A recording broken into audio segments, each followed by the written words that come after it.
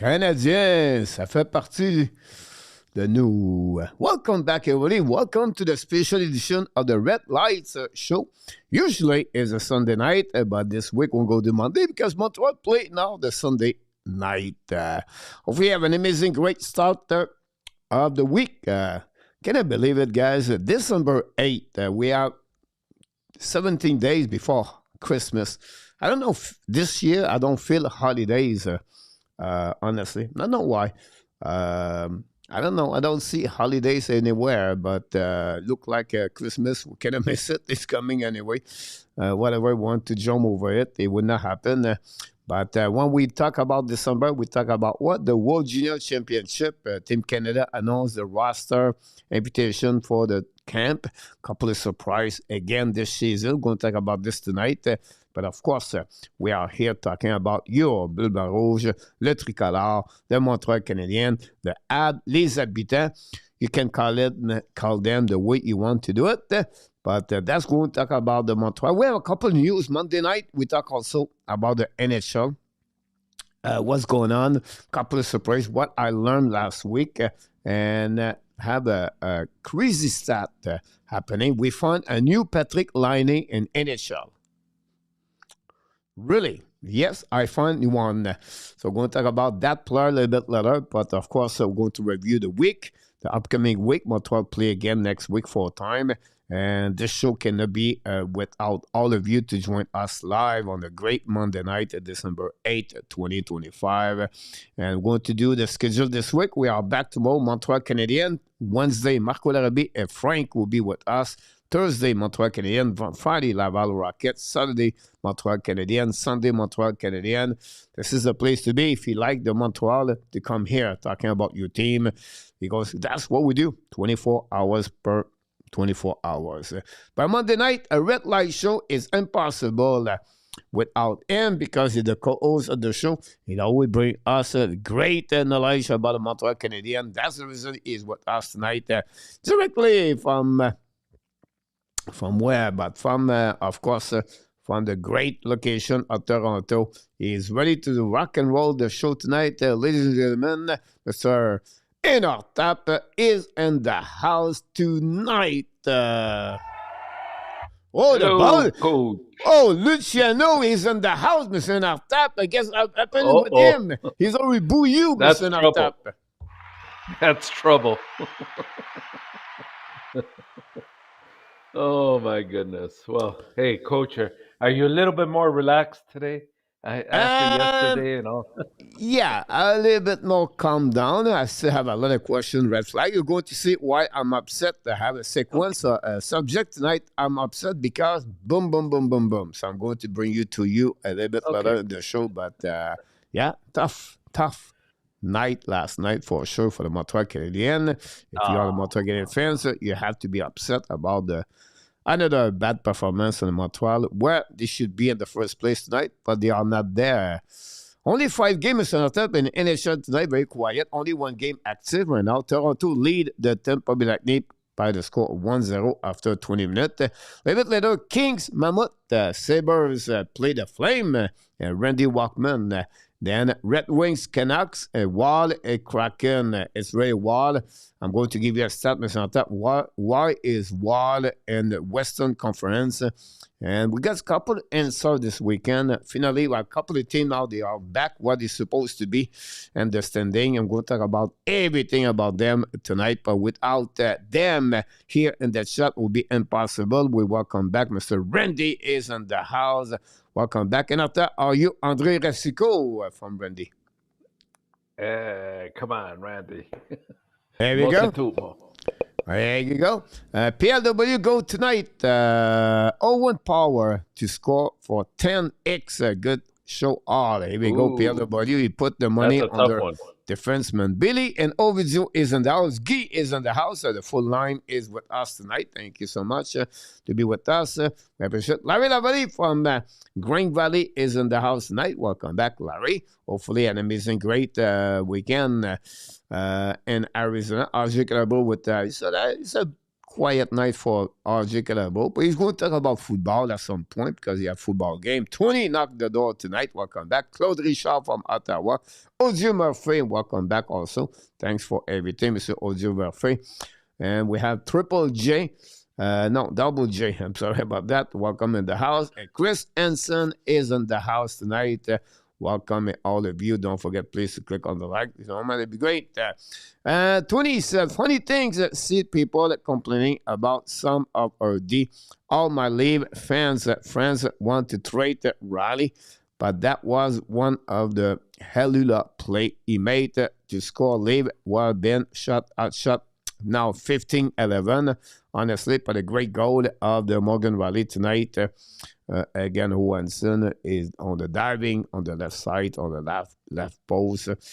You're right about that. So we have a couple of people on the Enortap shaking everybody. But before we start, I'm going to ask you about what happening to you for the last couple of days and your wall.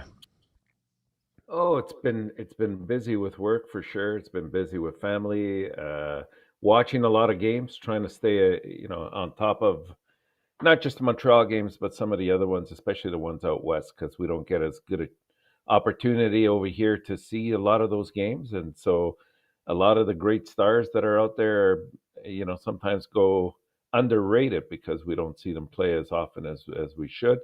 And also trying to, just staying on top of a lot of stories and rumors that are out there and seeing if any of them have any sort of tread to them.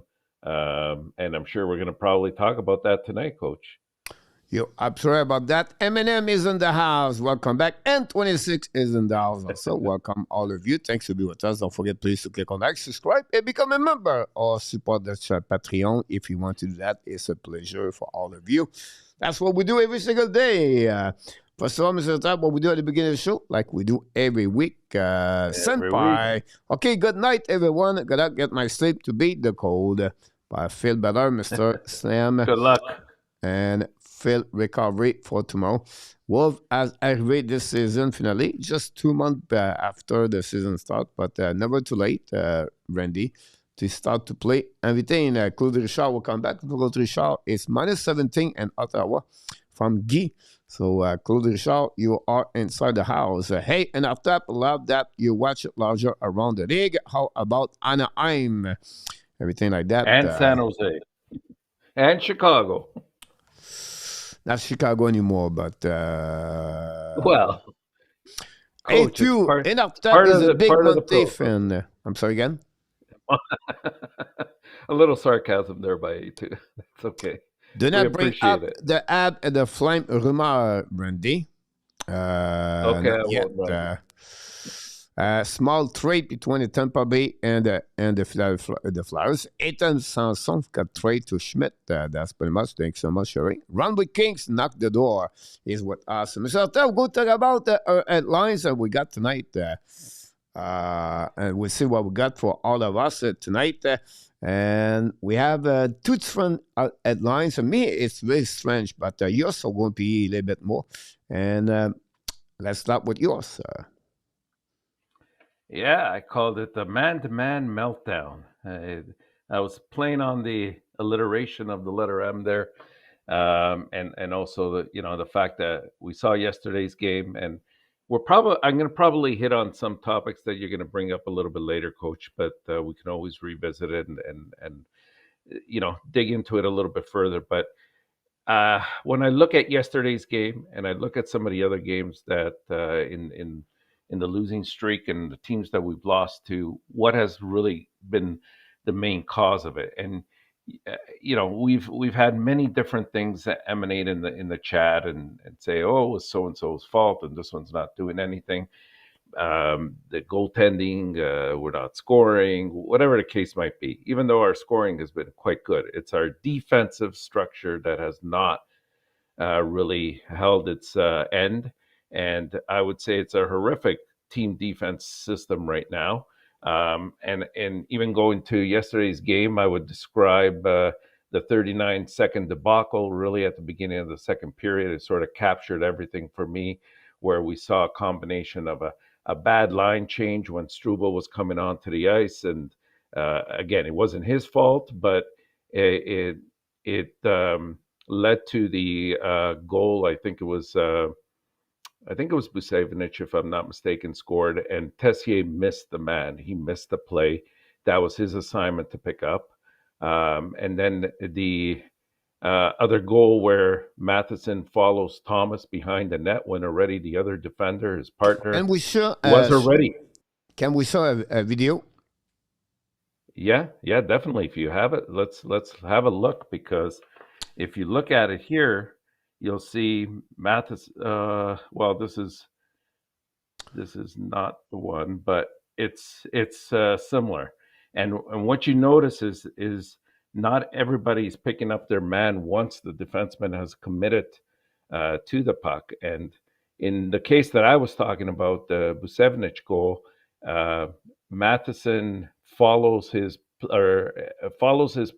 player or his man behind the net when Dobson was already there, and it caused sort of a falling card effect where the players were not able to pick up who they were supposed to. I mean, Matheson should have stayed in front of the net to pick up any forward coming in, and you see the positioning right there, that he had and nobody to cover him, right?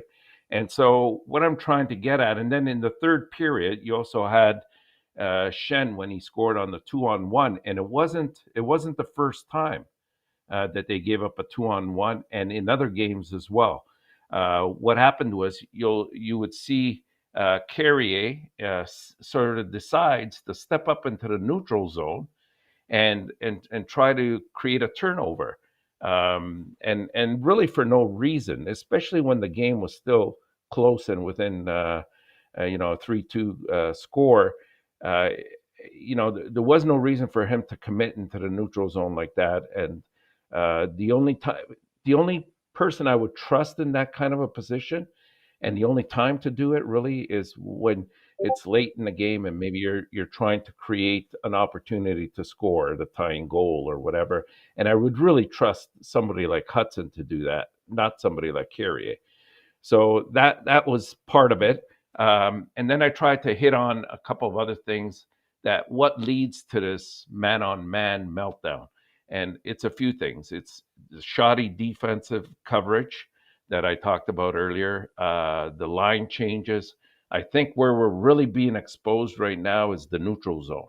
And that comes from the fact that we really don't have, we can't match up with good teams that are solid down the middle. And I think once we get a proper 2C, whenever that time is, I'm not suggesting we run out there and get it right now, although it would be nice. But when that happens, you're going to see that we'll match up a lot better, and people will be in the proper chair in order to combat the neutral zone a little bit better.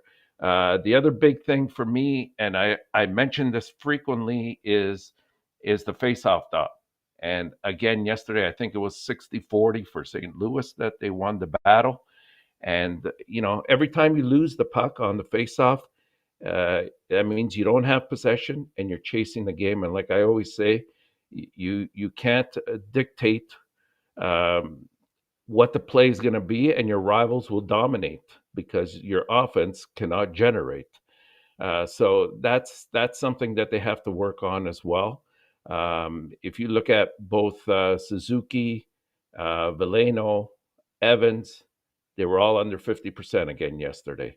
So that's a huge part. And then the other thing that I saw that leads to all of this is they didn't win the battle of the special teams.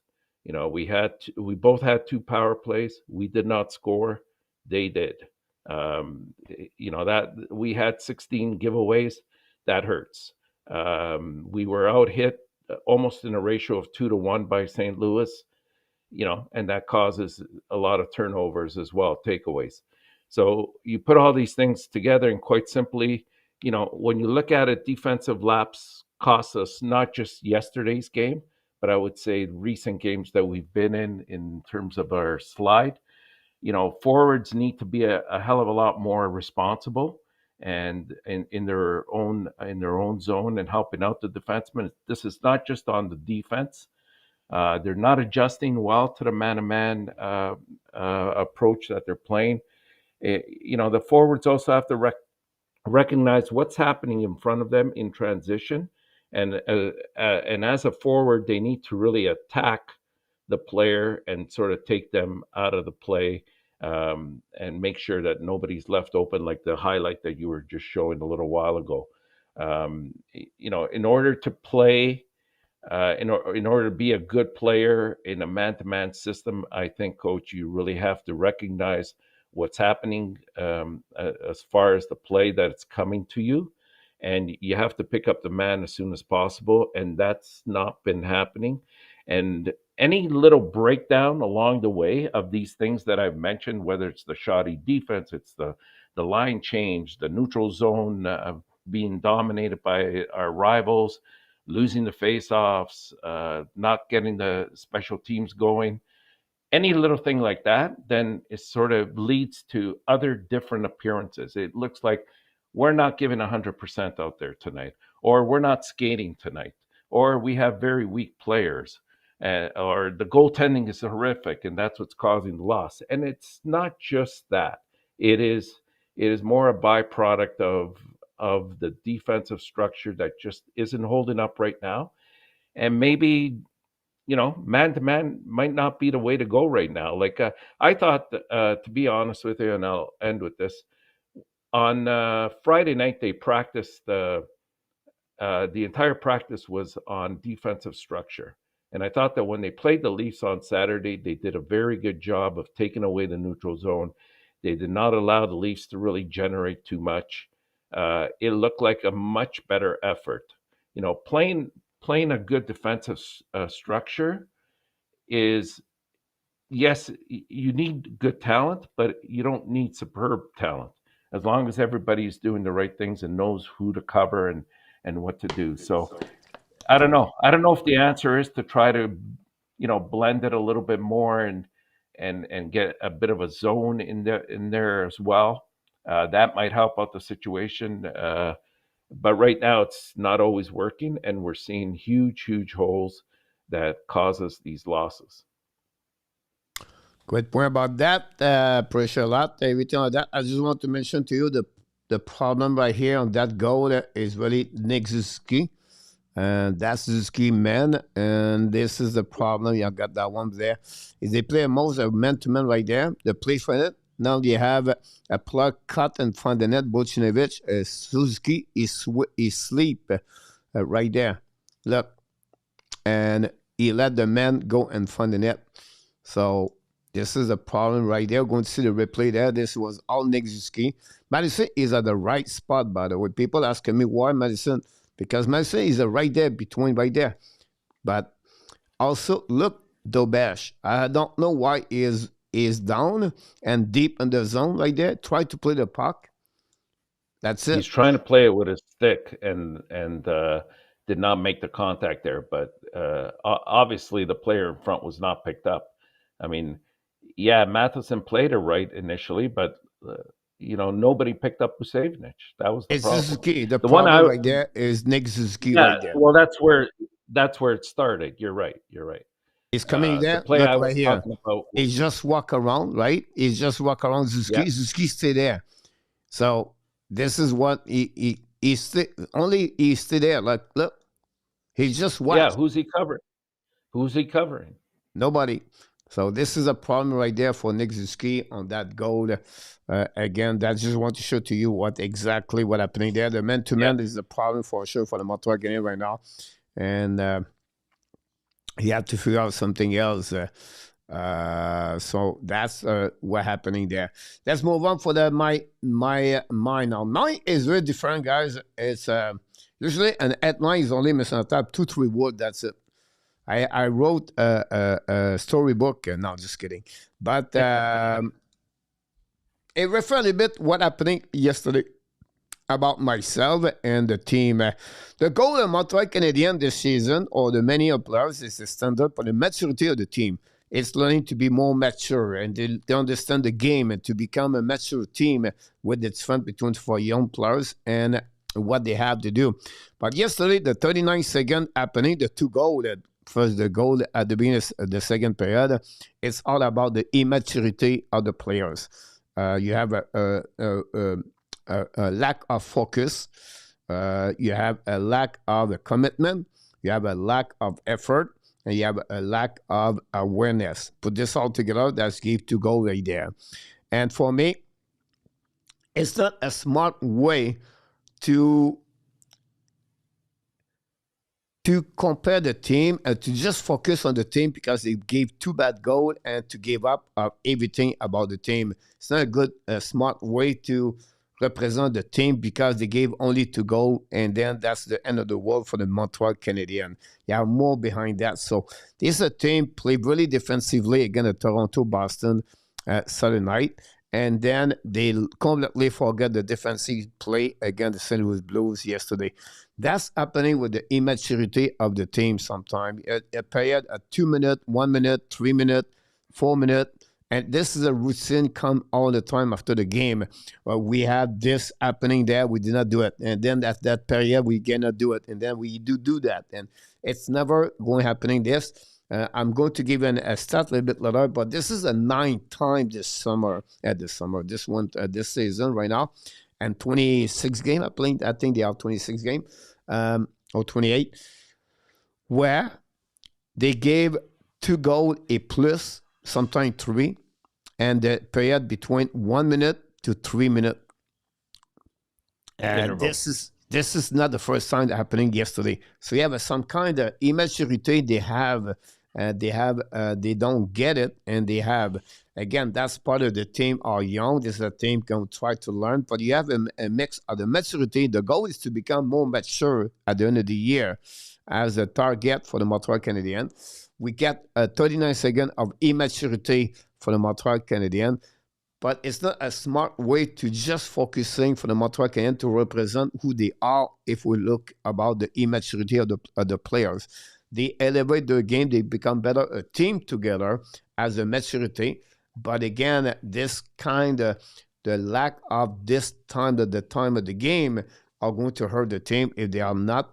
They don't know. They don't focus more on what they have to do. Secondly, I think for me, as maybe it's wrong to say that way, but me, and I'm not comparing myself, but when I was coaching I always said the beginning of the period is all the time to select the momentum. So I would say to my line, I said, okay, 18, 23, and 42, you start. Defenseman, 6'5", you start.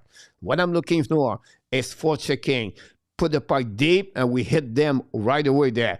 30 seconds, get out. Second line, you're going to go back now. The 19, 20, 17. You're going to go the same thing right there. All right, we're going to get the tempo of the game, the first 1 minute and 2 minutes to be sure we are ready on that one. We don't keep playing on the heel. It was a judgment on Martin St-Louis who he put on the beginning of this period. And I think this is something you have to be a bit more careful. Now, of course, sometimes it's not happening between that, but you have to figure out this. And the sadness, the 39 second on my subject of the night, if you want to go there, is like the 39 second killed the weekend for the Montreal Canadiens.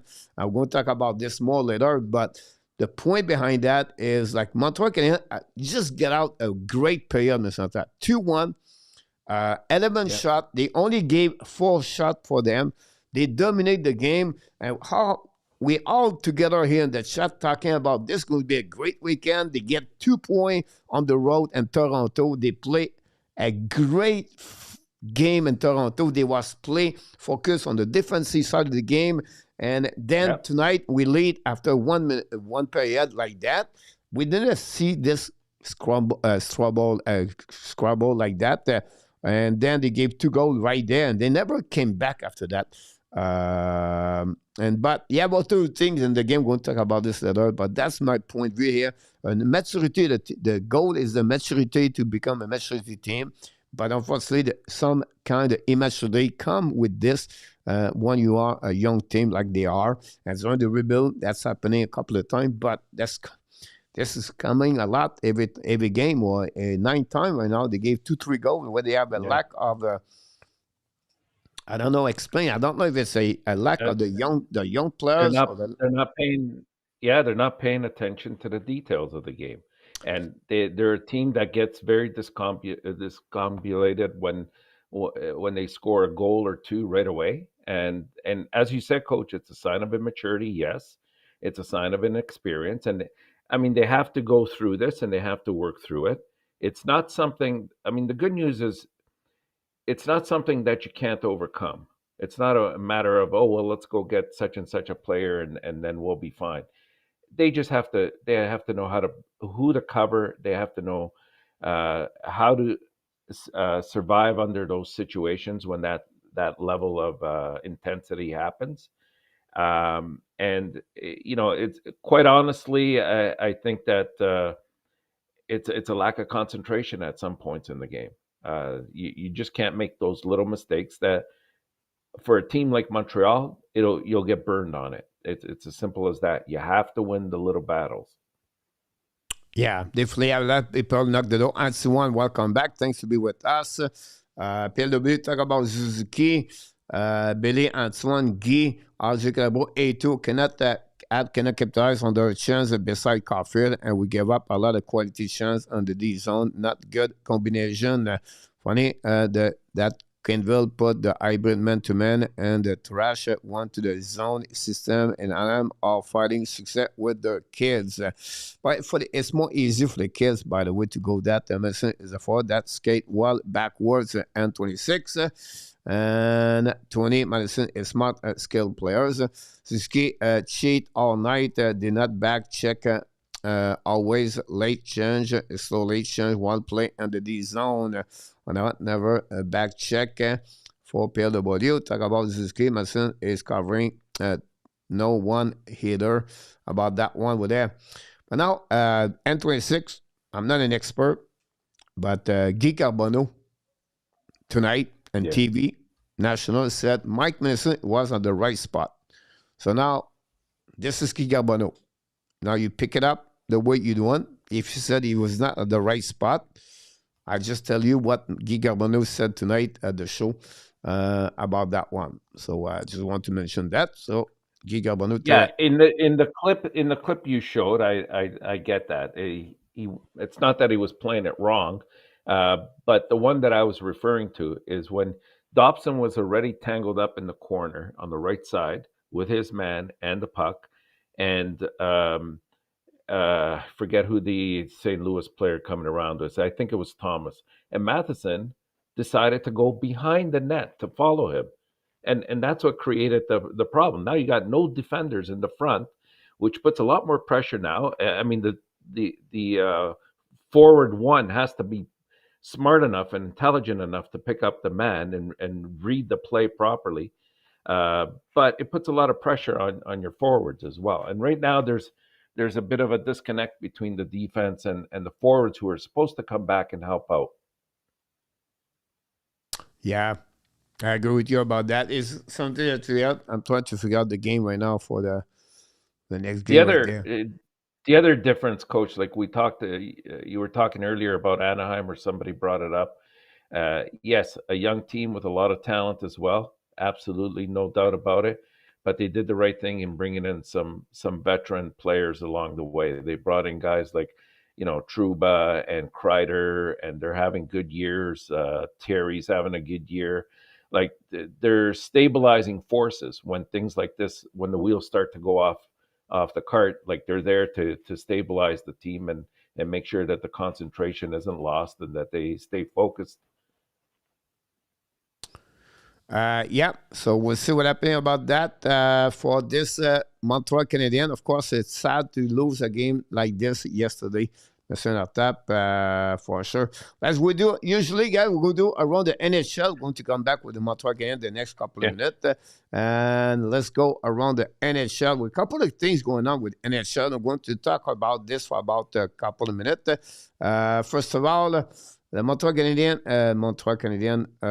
hold on, Mr. Enortap. I'm going to give you, but first of all, the Utah announced Kaelin Coley is going to be, he's not on long term yet, but he's going to be a long term before he returns. He out indefinitely for him, Coley. This is a very bad news for the team Did Utah. Did Unfortunately, you knee see to that knee. play, Coach? Did you see that play?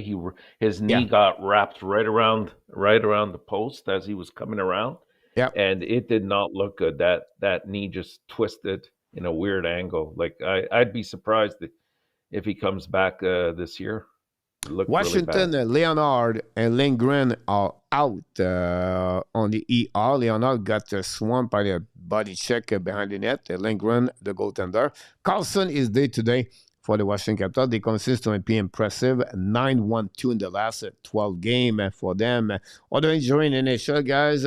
The Seattle announced Catton is week to weeks now. Captain with a Seattle Kraken. Pittsburgh Malkin is day-to-day, but he returned. Brazo and Achiri are returned on the ice. Possible Malkin will be ready. We have to wait. Vancouver announced Elias Pettersson is going to miss the game tonight. He left the game, the last game. He's going to be day-to-day for the Vancouver Canucks. Elias Pettersson. Now, and the Tampa, Point and Kucherov are returned tonight against the Toronto Maple Leafs. So this is a cute big piece of the puzzle for Tampa. But they're missing Vasilevsky, and Vasilevsky is now on the ER for the goaltender. Johansson is going to be in charge. It would be. Montreal is going to get a backup tomorrow for the Tampa Bay Lightning. So would be interesting what happening there for this one. So that would be it. With Tampa is going to be a back-to-back against the Montreal Canadiens. So Montreal could have a chance to go with that W tomorrow night. The three stars of the night of the week, Mr. Top. Zharovsky for the New York Islanders. Very great weeks for the New York Islanders whatsoever they lost the last game. Oettinger for the Dallas Stars. Yeah. A great goaltender also. And Verhey have a great weekend, like a couple of goals for Verhey. I think he's a 9 goal this season for Carter Verhey with the Fleur Panthers. They won the last 2 games at home. Really wild game. Trade rumor at Calgary, Nashville, and Vancouver. Keep constant, Mr. Tap. And Calgary, this is really interesting, Mr. Tap, because on the trade bait, they have the best defenseman they can trade, Rasmus Anderson. They have the best center on the market with Nathan Kadri, and they have Blake Coleman also could be on the market to get trade too. They have 3 players right there. They hold the cards, and nothing happened in Calgary. Now Calgary look better. They are 6-3-1 the last 10 games. Surprisingly, they find a way to get there. It's a combination of the Dustin Wolf look better now. They play better as a group. I still have a couple of players are off. Cherek and Vish not too bad, but Wegar is struggling with only 1 goal, 4 assists this season. Zari did not have a great start like a Wolf at the beginning, like Coronato also. But the things get a little bit better. I don't know how they're going to unplug or plug it. Something they're going to do something. But this is a team. I don't know what you feel is going to happen with them. Vancouver, I mean, that's the one that's really taking everybody by storm because they're definitely going to have to do something. I don't see them taking the risk of losing somebody like Quinn. And when that's the situation, you have to try to deal him and get some assets. The problem is you're always working. The other teams are working at an advantage over you. And whenever a player of his quality and his skill level is traded, you never come out on top. No matter, they say, well, sometimes you'll get a boatload of players or picks. In the end, you can't really lose a player like that, but there's no guarantee that he's going to sign. So it's tough. Calgary, you almost expect that they're going to have to do some movement there, and it would be wise of them because they have a few good key players, including starting in net with Wolf, and I think that they can build around that and move forward. But they really need to sort of rebuild this. Nashville's I don't know, it's a disaster. If Trotz doesn't do something here, I mean, his own job could be at risk. We'll be running to say I think Brunette should be out very soon about Nashville. We know what's going on over there, so it will be interesting. Now, Vancouver is a really interesting case, Vancouver. We're going to talk about Quinn Hughes the next couple of minutes, but Vancouver is going to be something to follow up for the next couple of weeks for sure. It's another play right there. Now, the next thing is the Edmonton Florida are back, Mr. Top, on good way. Chicago, Seattle are back on the bad way. And what happening with Winnipeg and the New Jersey Devils? So we have a couple of teams right there. Edmonton scored what? 15 goals during the weekend. And McDavid, it was on fire during the weekend. Florida found a way to beat Columbus 7-6, and then they beat Islanders, I believe, 4-1. Could be wrong.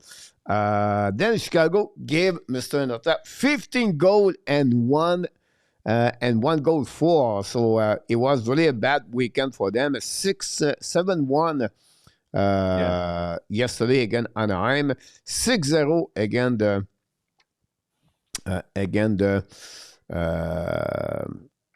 Las Vegas Kings. Kraken did not lose. I think they lose the last 3 games for the Surrey Kraken.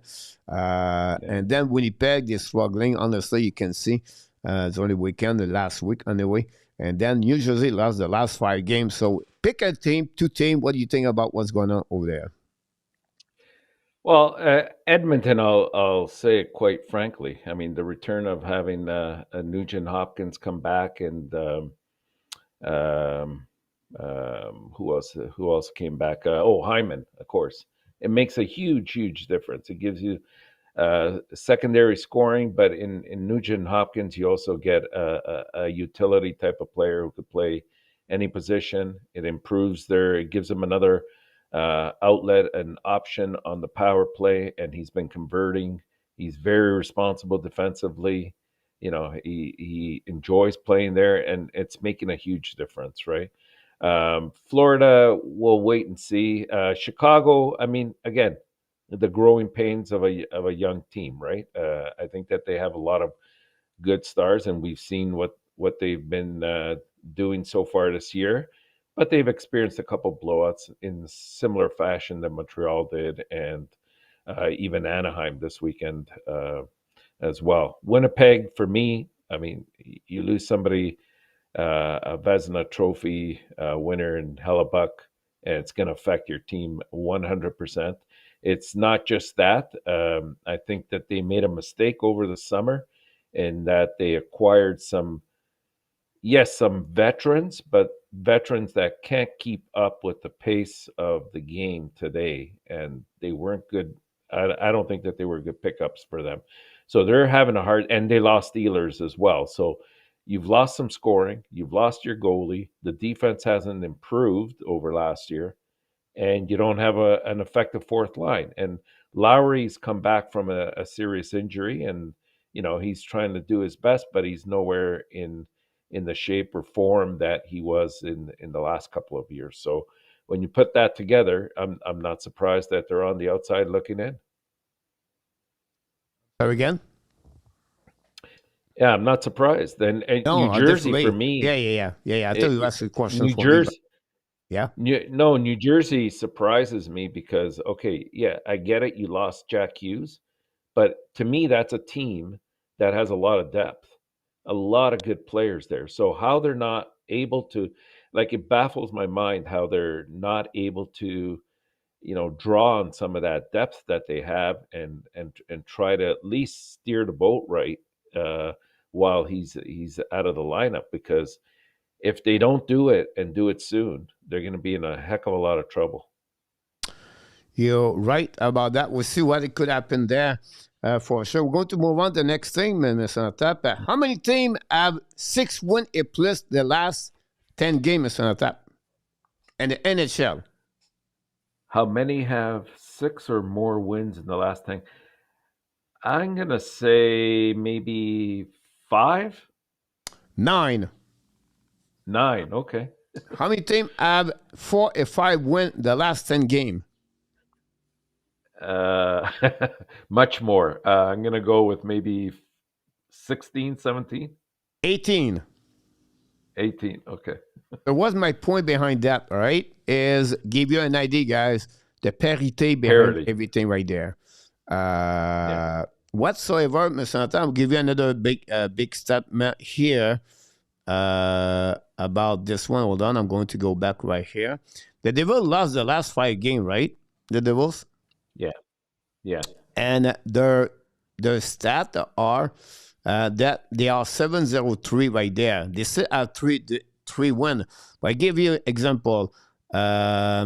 Buffalo, the last 2 games, they are 5-5-0. Ottawa, 4-6-0. Toronto, 5-3-2. Panthers, 5-4-1. And they are the 4th team at the bottom of the Eastern Conference. My point behind that is so close everywhere. You cannot win many games. You get one, it's always going to be between 4, 5, 6 wins all the time. I'll give you another idea. At the Especially in the East, Coach. At the bottom 5, Especially right? In the East. At the bottom 5, the Western Conference, where only one team at 3-6-1 is Vancouver. Nashville, 5-5-0. Calgary, 6-3-1. Kraken 4-5-1, and they are lost the last 4 games. St. Louis Blues guys 5-3-2. It's crazy if you think about how this is going. It's all difficult on that one. So this is the reason where it's so tight. We talk that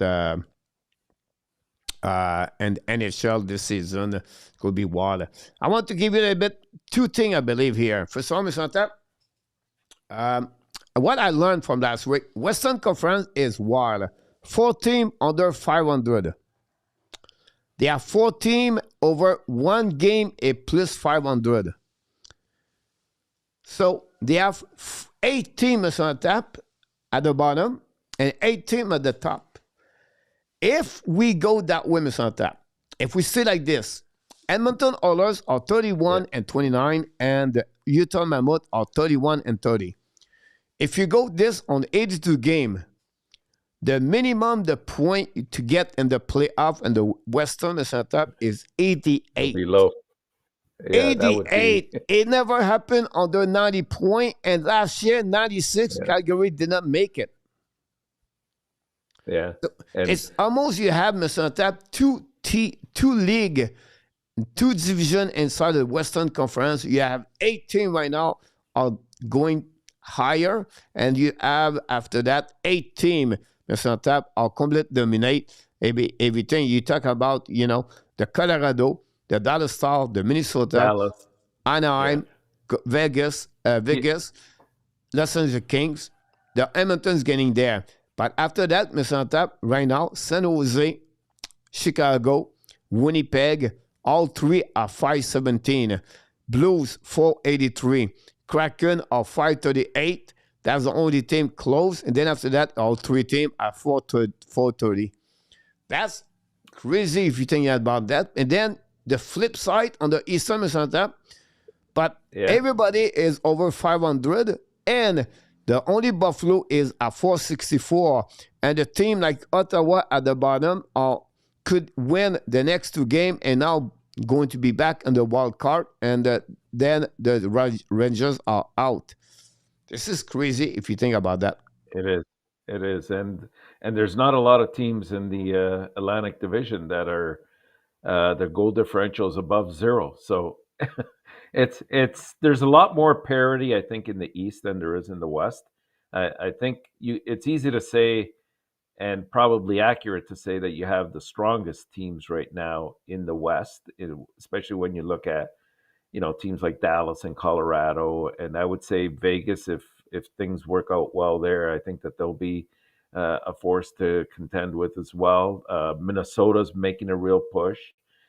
And these teams are beating up on some of the teams like the Nashville and, the St. Louis, the Vancouver, the Calgary, Seattle, who's not having a great year, and San Jose is up and down. So there's a lot of teams to beat up there. And so it sort of exaggerates that a little bit. Whereas I think in the East, you have much more equality between the teams. And that's why you're seeing this mush of teams all in the same spot. Like if you take Buffalo and Ottawa, well, not Ottawa, but probably just Buffalo. Just thinking at the top of my head, if you take Buffalo out of the equation, everybody else is pretty much in a position, if they win 2 games, to be in the playoff spot. Exactly. But I'll just give you an idea with the game, but the Pittsburgh 14, Rangers 15, Flyers 15, Detroit 15, New Jersey 16, but Columbus 13, Florida 14, Toronto 13, Ottawa 13. Mr. Enortap, this is the number of the win they have, and Montreal are at 15. So this is wild if you think about this, if you look at this Sunday. We'll be interested what's happening there. We have a couple of people knock the door. Philip, so welcome back, Philip. Thanks with us. We appreciate a lot. Adam, great goal by Jack Ecole yesterday. You're absolutely about this one. Yeah. Hopefully you're doing well, Mr. Adam. Glad to see you around. What I learned, Mr. Enortap, another thing, here's going to be interesting. I want you to find that players. What I learned from last week, guys, we have a new Patrick Laine in NHL. That player and 173 other players, I apologize, I play but players, something they have in common, Mr. Enortap. Well, you got me here. It's not again you, by the way. It's just a stat number. It's just like if you know. I'm wondering who you're thinking of. Who is that player? So, Mr. Enortap, you have 173 players right now. With that plus 174, they have one goal at even strength. Oh, gotcha. Okay. 5-on-5 or yeah. Okay. But that player have 16 goals this season. Wow. 12 of the 16 goals, Mr. Enortap, is on power play. 3 other goals are at 6-on-5 or on the empty net goal. Anybody? At 16, Johnson, would it be from Dallas? Exactly. Wyatt Johnson, Mr. Enortap, 12 goals on power play this year, right now. Yeah. And he has 16 goals. So this is a new Patrick Laine in NHL, if you think about that. So for fantasy hockey, guys, this is a guy to pick it up for sure on this one. I think, don't you have him on your fantasy team? Yeah, he is, by the way, but I've just... Well, I get this whole segment, why you brought it up. I get it. That's why I learned, Mr. Enortap, to get that one there. So I just want to share with you about this, guys, about the NHL. We're going to talk more about it during the NHL a bit later because we have a lot of contents to talk about Montreal Canadiens for sure. But look, this is a crazy year, Mr. Enortap, this year in NHL about the standing. We never see that in NHL so far this season with so many overtime, everything like that. Time to talk about the Montreal Canadiens. There are no news, honestly, for the Montreal Canadiens. So we're going to talk about something, what happening. But it's time to get what happening last week and last night. What pissed me off for Mr. Enortap. So let's go back for the Montreal Canadiens.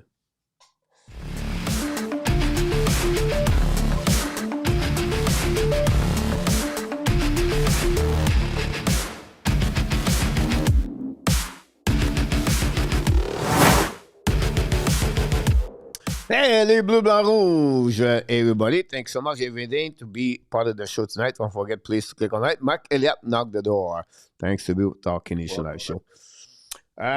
Let's see what we got here, Mr. Enortap, on that one. First of all, during the game yesterday, by a last 4-3. Good first period, Mr. Enortap. 2-1, they take the lead. 11 shot versus 4. Montreal is in control. Live is great. And here in the chat, we have 2-W, 3-1s on the week. And now we go in the first place. And now the sun is all over the Montreal. It's going to be a great end for holidays and great season. They make the playoff. The Tobesh is excellent. Everybody is happy. But we forgot that they have still 2 more periods. That was a problem last night. And the first 65 seconds, it took them to change the happiness to the happiness that they'll be unhappy. As 2 goals by the Blues and became now 3-2 for the Blues. And then the Montreal tried to catch up. Tobesh was on the back-to-back game for the Montreal Canadiens yesterday. Montreal already played 5 back-to-back games. The record is 2 wins and 3 losses. For the Montreal, 2 of the 3 losses, Mr. Enortap, they gave 6 goals and 7 goals on the back-to-back game, by the way. Cole Caulfield continues with a 16 goal yesterday. 11 straight game for the number 13 Cole Caulfield. Really great week for Cole Caulfield. Hudson with an amazing great goal on the blueprint is 5th of the year, and Noah Thompson scored his 4th goal of the year, Mr. Enortap, yesterday. It's a team at one line, honestly. They have the first line, and then the rest is just who they are. That's it. They don't have enough creativity to get a back-to-back pushing wave after that. If you cover the first line, that reminds, honestly, Winnipeg Jet this week, they have one line, and then after that, if you can stop them, not score too much, you're going to be fine most of the night. And Montreal, that's what they are right now. Evans, minus 15, it start to be cold in the Evans house right now. Anderson is not better. They still live in the same area. Minus 11, Mr. Tap, for Josh Anderson. Gallagher, he trained a piano with him. Now he trained a groin with him now. In and out, come back, try the best he can. I understand that. But maybe a couple of days off will be good for Gallagher on that one. All three are get married for the last 2 years. Evan, Anderson, and Gallagher. Two of them have right now kids. Could be the problem. TC only 6 games, minus 4 already, Mr. Tap.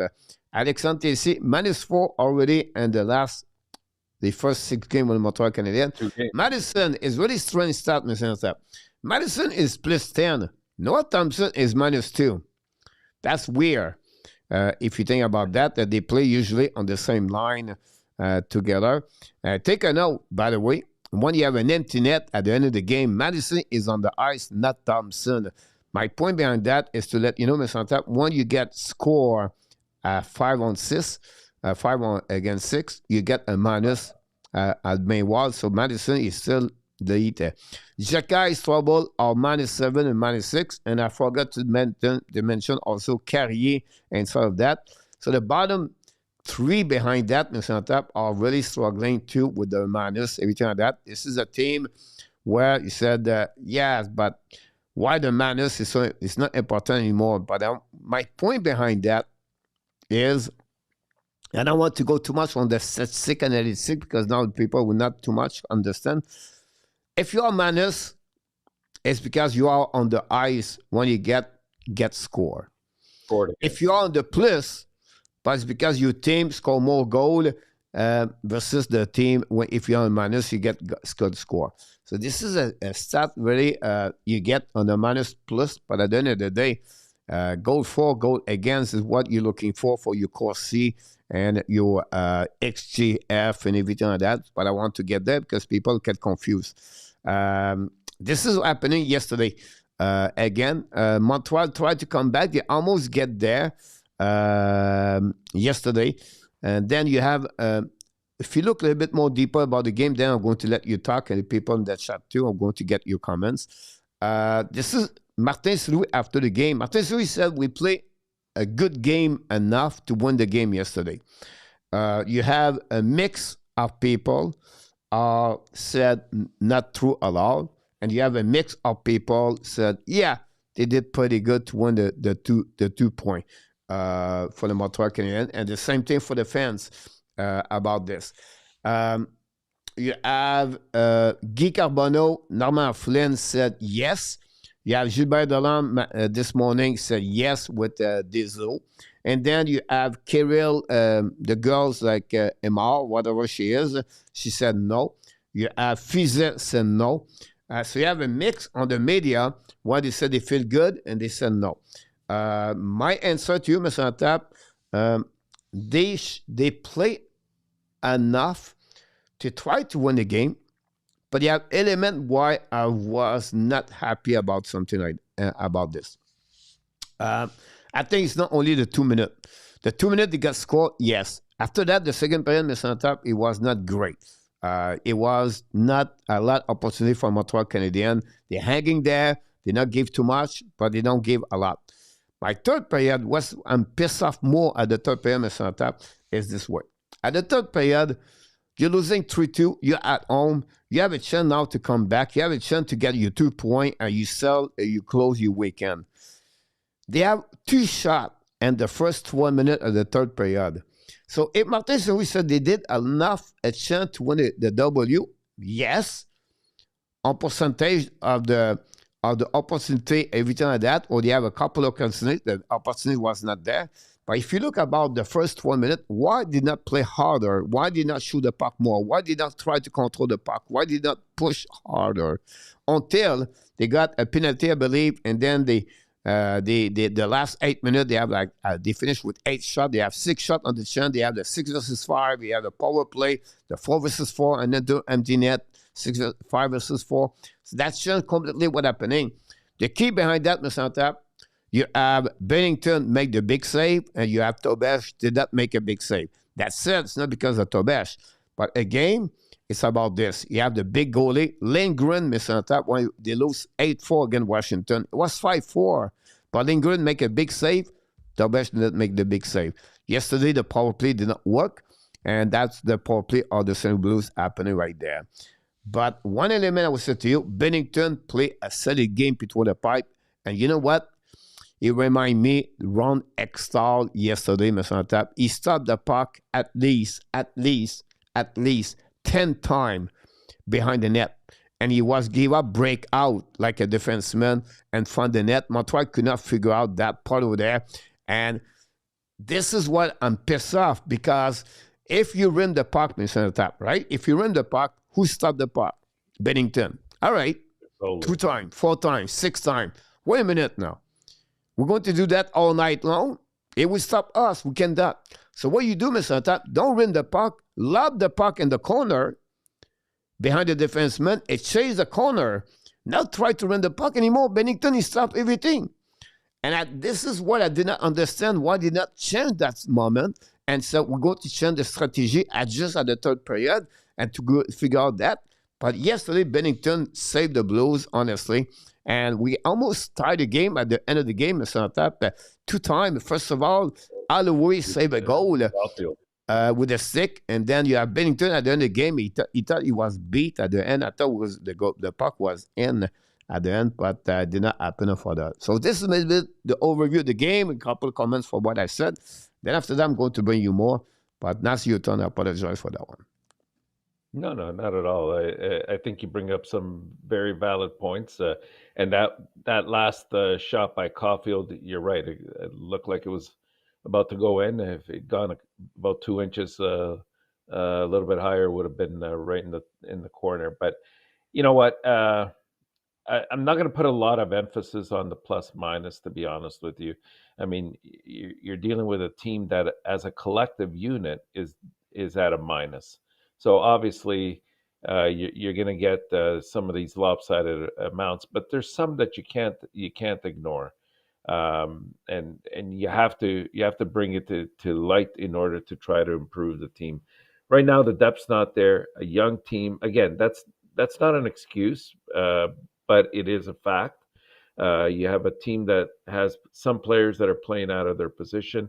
They missed some of the players that were having a good year, like Newhook and Gooley in the lineup. So, of course, it's going to cause the stats to be a little bit skewed in this sense. But I agree with you. Like, if Bennington is taking that away, then to me that tells me one thing, Coach. St. Louis did their homework and knew exactly what Montreal's play was, and Montreal did not do anything to adjust to that between periods. And again, so do you put that on the players or do you put that on the coach? What do you think? Well, I think both of them have to be responsible. I agree, but At some level, right? Makes sense. Like at some level, have both of them have to be the coach have to do something, but the player have also to execute at the end of the night. You know what I mean? yeah, they have to execute, but the proper plan has to be in motion here, right? Like if you see that the perimeter game is not working and they're taking away the middle from you, or you're trying to cycle the puck around the net, and the goalie's constantly taking that away from you, you have to adapt, and that has to be done on the go. And if there's one area I think Marty St. Louis is learning is trying to adapt on the go. Like he doesn't seem to quite be there yet in terms of that. Like I like a lot of the things that he does, but when it comes to trying to think the game on the spot, I find that it's still a little bit lacking right now. That's where I think if you had an assistant coach that was a little bit more of a veteran coach, it would help out. You're right about that. 2-0 the Kings, mais on top. Jordan Armia scored a 6 goal.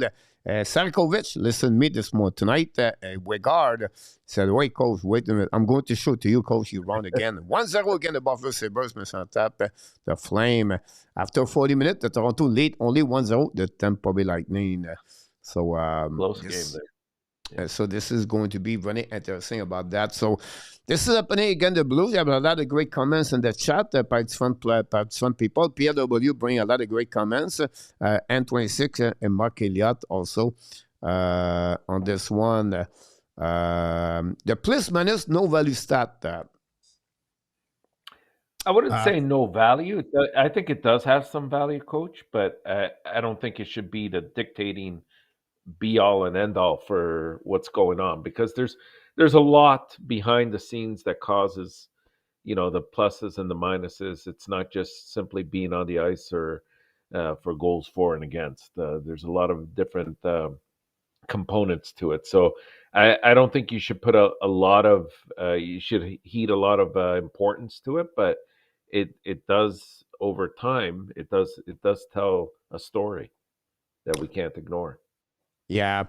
Mostly, Randy, mostly the plot thought coach for that one on this one from Randy. A2 with Trey Gallagher, Major, and Montembeau for Pennington. We'll give them a second. Mark talk about the league. I also adjust somewhat to Zharovsky Caulfield game down low on the power play. They need to change it up. Isn't power. The power play is not a problem right now. Power play can anyway have 44% last week. Power play is 4 in the NHL right now. I don't see this as a problem. One Jake Evan is minus 15. You can solely acquire about it a bit. That's my point behind that. That's the reason I put those statistics right there about Evan Anderson. About that, and it's fun between Dobson and Madison plus 10 and minus 2. And Jekai is troubled, but they are the bottom, so we need help from that direction, Mr. Enortap, for sure. Before we move on about my other comments, I'm going to finish with that statement about the stood out obscure at the office, a turning point of the game. It's easy turning point, honestly. We're going to talk about the 2 goals. That's the turning point of the game, in my opinion. For sure. But the stood out player, the obscure and at the office, Mr. Enortap.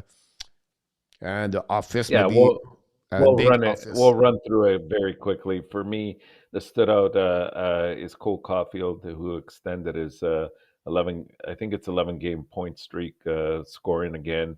He had, I think, 5 or 6 shots on net. He played over 21 minutes in the game, and I thought he presented a valid offensive scoring threat every time he was on the ice, and I'll give that to him. Obscure. I'm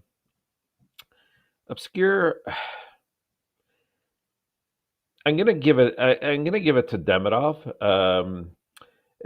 He's slowly, with increased ice time and different situations that come up in the game. He's been on there more often, and I think he's a guy that really thinks the game through well. I mean, all you have to do is see some of his passes that he makes. He's finally starting to click in a little bit and starting to shoot a little bit more. It's still not where it should be, but I think that he's got his own streak going, and I think he's just going to get better as soon as we get a proper 2C to play with him. And again, that's not. Don't take this wrong. It's not a knock on Kapanen. I think he's been doing a decent job as the 2C there, and I think that they work well off of each other. But I think that if you could sort of move Kapanen down to your 3C and Evans down to your 4C, once we get the proper 2C, I think that we'll be strong up the middle, and you're going to see quite a difference, and you're going to see Demidov really taking off. To the office, it's time we sang Gallagher there. Only 9 minutes last night. I know he had the groin issue. But at this point, you know, he only had one shot, which is not like him. He's You're seeing the game is moving too fast for him right now, and he's more of a liability a lot of times. Like, I admire everything that he's done for the team, and he tries to continue to do. Like, his effort is always there. You can never question his effort, and his heart. But there comes a time when you have to recognize that, you know, he's not keeping up with the younger players. The skating is not there. The tenacity that he had in front of the net is not quite there either. And as a result, he's seen less and less ice time. So I don't know. To me, he's the one I would send to the office. Turning point, as you've already alluded to, Coach, was the start of the second period. No doubt about it. I agree with you about that. PLW go with Caulfield, Dobson, at the office Carrier, Tony Point, the 39-second nightmare. So we are almost the same thing. I agree with you, Caulfield, but I'm going to go with I'm going to go with Lane Hudson yesterday. Okay. Lane Hudson was, again, scored goal yesterday. He moved the puck. He's up and down. He never gave up. It's just crazy when you watch him play very well. So I'm going to be a bit more different. I'm going with him. I'm just going to go with Zachary Bodzik, Mr. Tap. Yeah, Bodzik that's had a fair. good game yesterday. He played the bottom, played 13 minutes. I know he get a penalty at the first period, like Mayu did also. But I think he was more skating better at home. He was really involved more with fun play. I tried to get a player for me obscure. They didn't have no point, everything like that. So I'm trying to go around and not to get because honestly, have other player can get on that one. At the office, I would not only add Gallagher, I would swing the full line, Mr. Tap, Jake Evans and Josh Anderson, all three together. I think that'll be the way I would see that. Turning point, we all agree at 39. That would be the good one over there. We get Canadiens should be doing everything possible to trade Gallagher and Anderson, $12 million, no return. About that, we get PL. Mark stood out Dobson for the wrong reason. Obscure Caulfield, turning point, no time out, too quick goal at the office. Carrier directly responsible for 2 goals on that one. Ramis Anderson scored Mr. Tap, and Calgary lead 2-0. And that's what we got on one. Mr. Tap. Yes, sir. All right. Now, time to talk. Time to clash. Time to talk. I don't know what this that, but time to talk, Mr. Tap, because last night, for the first time, for a long time, I was upset about the Montreal No, Canadiens. not you, Coach. I was upset Not you. yesterday. You can fire me up with fun subject, but last night now it was the team, the full team. So I'm going to give you a description, Mr. Tap, of what I'm upset. I will give you what I need to understand more, and I took the time to do this. So here happening, Mr. Tap. I was upset, Mr. Tap, missed an opportunity to win a big game yesterday. For what? Because first, it's hard to get 2 points in NHL, Mr. Tap. It's really hard. The parity is there. I don't say St. Louis Blues is a bad team, but it was a team at the 25th, maybe 26th understanding. It was a better chance Montreal to get a back-to-back game. They traveled to. And they are a better team on 12, but they let them slip that game at their hands. So everything they did the night before against Toronto, it was completely washed out by the performance yesterday against the Blues. And the 39-second killed my weekend, Mr. Tap, badly about that. I was fired up last night. I was going to be on first line, at first place. We're going to beat them. We lead 2-1 after the first, and then the nightmare about that. So I didn't sleep a lot, Mr. Tap, last night because I'm still upset about that game. I'm not going to see what happening tomorrow night because Tampa Bay, Pittsburgh, Edmonton, New York Rangers, they are 14, Mr. Tap, better at St. Louis, in my opinion, since the beginning of the season. And now you drop that game that way. It was not appropriate in my life. Anyhow, I'm upset because we don't play physical, Mr. Enortap. I talked about this last week, and I don't know. This is the new generation of hockey now. It just let it go. If you get scored 2 goals like this, 39 seconds, it's a very important game, Mr. Enortap. All right? And it's a game you need to win tonight. It's a must win tonight. I want Martin St. Louis to take a stick behind the bench, slam the board behind him, like wake up the Bell Center. I know it's NHL. You cannot do it. I did it, me and Junior, but I cannot do it in NHL. I understand that. But we need some kind of fire behind the bench, Mr. Enortap. After 2 goals, scream, timeout! And now you go deep. And now you go hard, Mr. Enortap. And now you point him, you point him, you point him, and you point him. And now you say, you know what, you're going to go to Laval next week. And then you get upset. You know what? It will fire up the Bell Center, Mr. Enortap. It will get there. Man, no. We said that's okay. It's just 2 goals, no timeout. It's all good. And then we don't have anything. Now we have a fight, Mr. Enortap. I said, don't carry about right there, Mr. Enortap. Joshua, right there. Again, I don't know, 24. But my point is that I talked about this last week. I know I used a bad word, soft, but I'm looking me for a spark, something like 4-2. You know what? We still in the game. Let's do something. Maybe I'm wrong. Maybe I'm old school. Maybe I'm not the type of who we are today. And we said, this is okay, not big deal. But this is screaming. Like, you need something. And I don't see that kind of fire from anyone. That's maybe the new generation coaching. That's who I am right there. I'm upset, Mr. Enortap, 9-time back-to-back goal. That happening a place. When I said back-to-back, it's only 2 goals. I can go with 3, with 4, with 5. Remember, those the second period, Dallas one time, and then you get Washington one time. And I can go like that. The lack of focus and awareness, Mr. Enortap.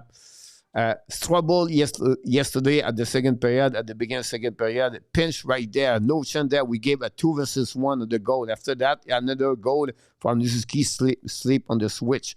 And then I'm upset because Martin St. Louis, no adjustment in the game. You know what, Mr. Enortap, after 2 periods, something does not, we have no spark. I'm going to make some modification here. We have to adjust what's going on. And he talk all the time.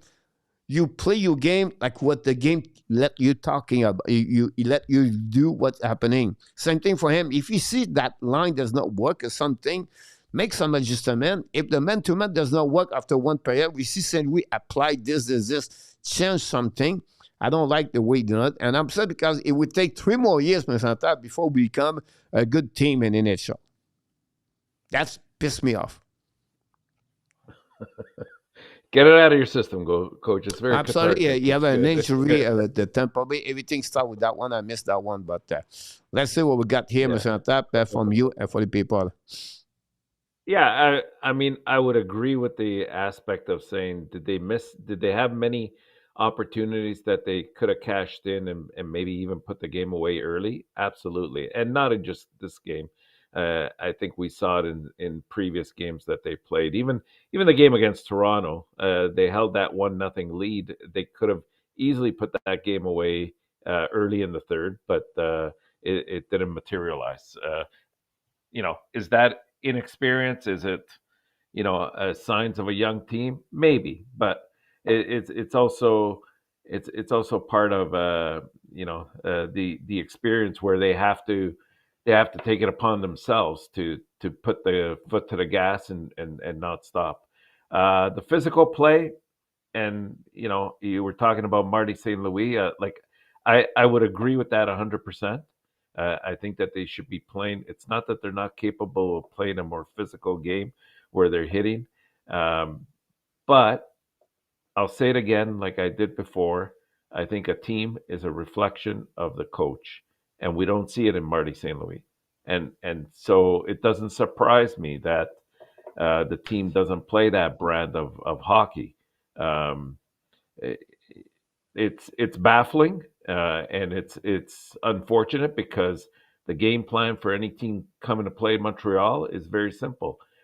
Play a physical game, be strong up the middle, take away the neutral zone, and it's a team that you can beat, right? They don't have outstanding goaltending that could steal a game for you.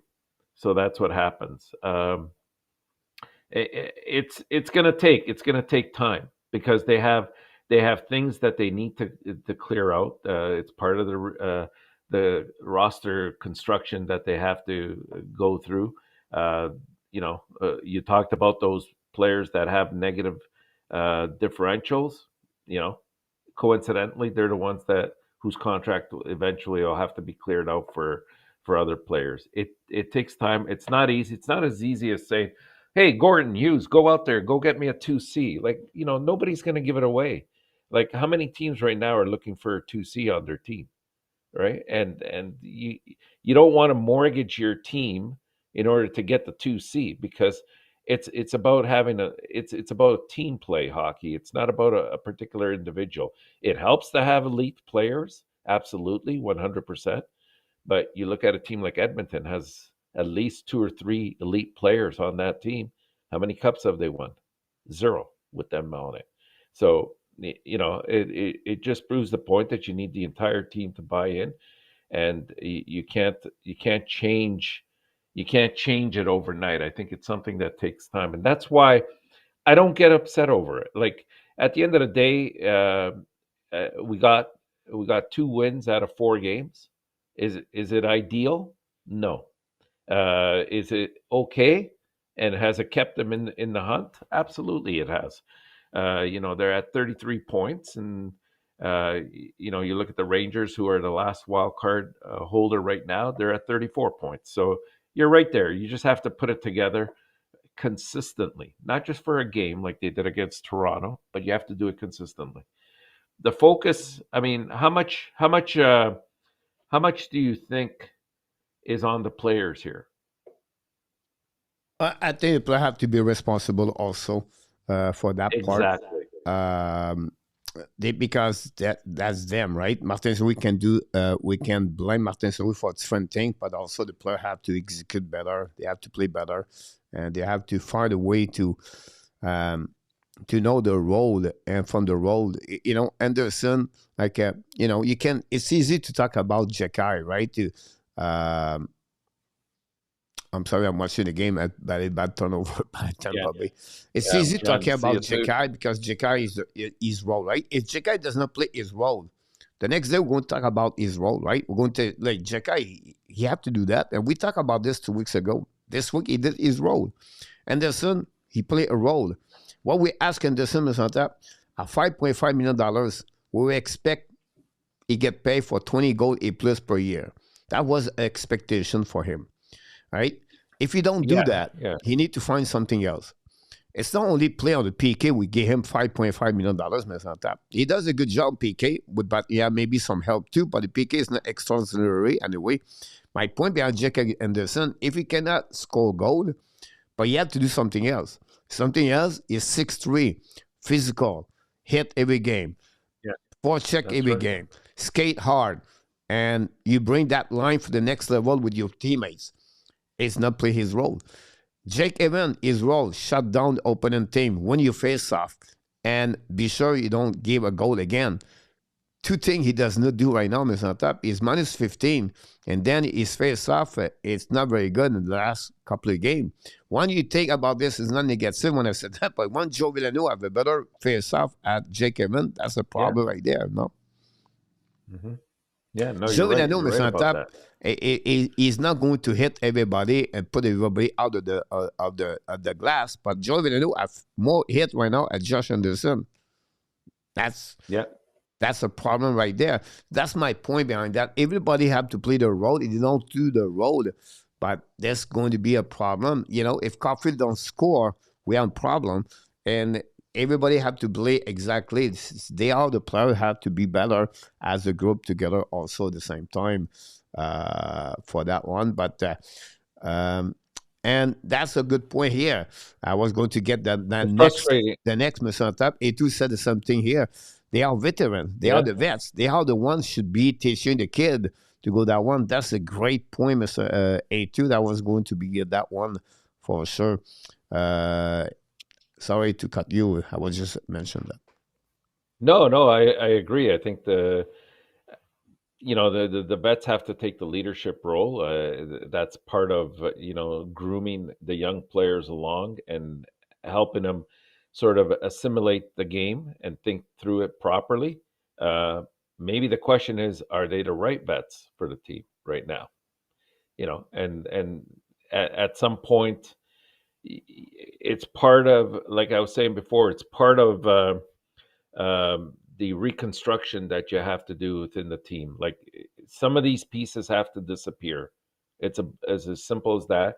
You got to. They don't have the depth right now to say we can suffer two or three injuries and we'll hold the fort. I think that they're doing a decent job with the kind of injuries that they've had.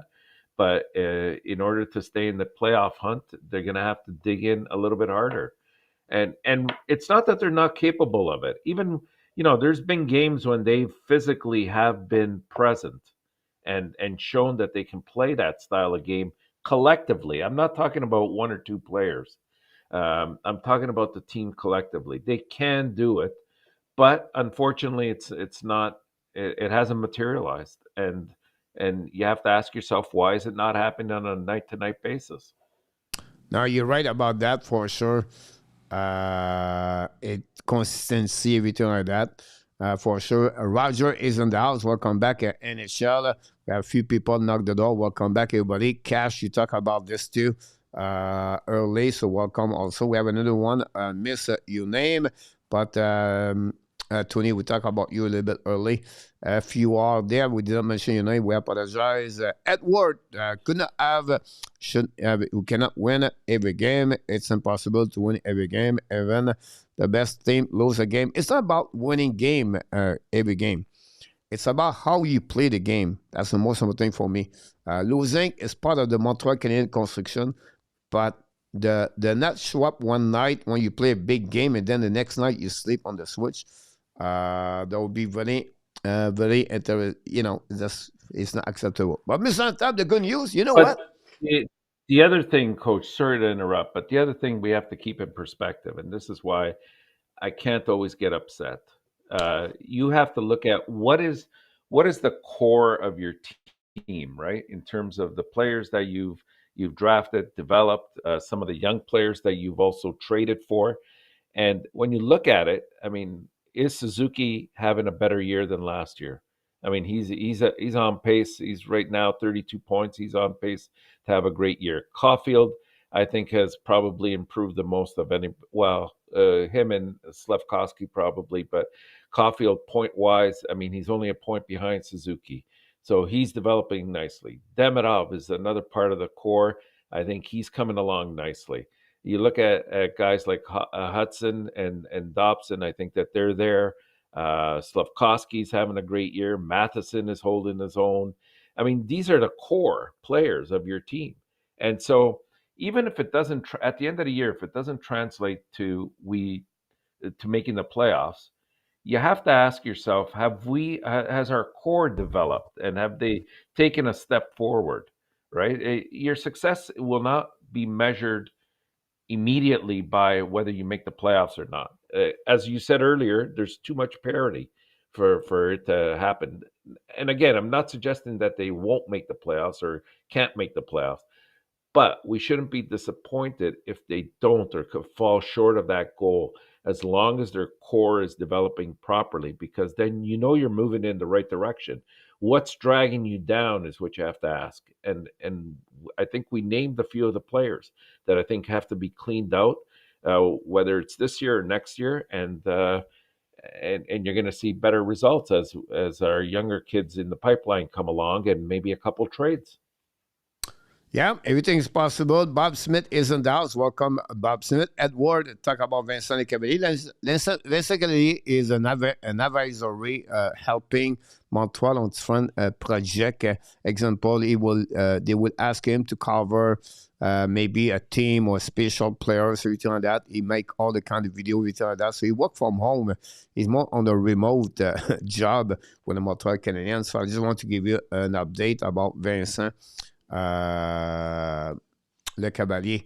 So that's happening there, Mr. Enortap. Montreal Canadian rumor around the Montreal Canadian. I don't know if you have any rumor around the Montreal Canadian. You heard some player, everything like that. Well, there's lots that are out there that are making the rumor mill, of course. I don't know how much stock you would place in some of them, but I mean, in terms of centermen, there's been Kadri spoken about. There's been O'Reilly that's been talked about. You look at St. Louis. I mean, there's a lot of talk around Kyrou, but again, I wouldn't go that direction necessarily. I think if they really wanted to go after a winger from St. Louis, I would really target somebody like Holloway. I think that he would be the perfect addition to Montreal if you can get him out of St. Louis. I don't think it'll happen, but that's the direction I would go. Out of LA, there's talk about the return of our pizza man, Dano, but again, I don't see that as being feasible for Montreal right now. So let's talk about Philippe Dano. It's one of my players was going to talk about this. People that Chuck can tell me that. Dano is a 2-year deal. 2-year deal is this year, next year, final year contract, and 1 more year. Honestly, that's the best way to describe it. Is at $5.5 million.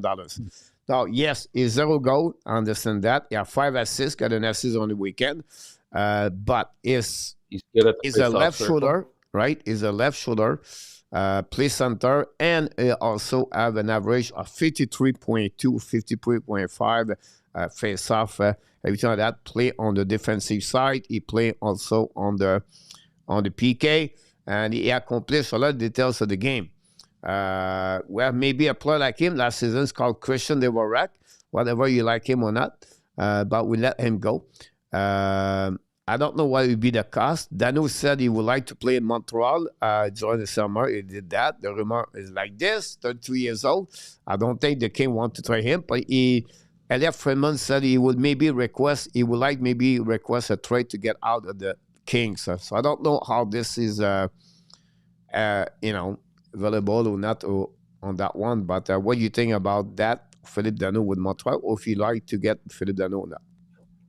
Look, it's nothing against Dano. I think immediately he might have definitely helped the team, but you're looking at possibly at the 3C spot or even the 4C. I don't think he's right now. You ask yourself, is he better than Kapanen is?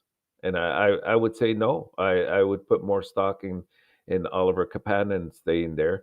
And then the other question you have to ask yourself is, what happens when somebody like Newhook and Doc are ready to come back into the lineup, and now you have this logjam at center. I think it's a lateral move that just maybe addresses and helps you to get into the playoffs, but in the long run, it doesn't help the team necessarily. Yes, he's a good penalty killer. Yes, he can score key goals at key times, even though this year he's off to a bad start. He's responsible on both ends of the ice, but I don't think it fits into Montreal's plans. I know I spoke to Marco earlier, and I know he's willing to try that if the price is not too high.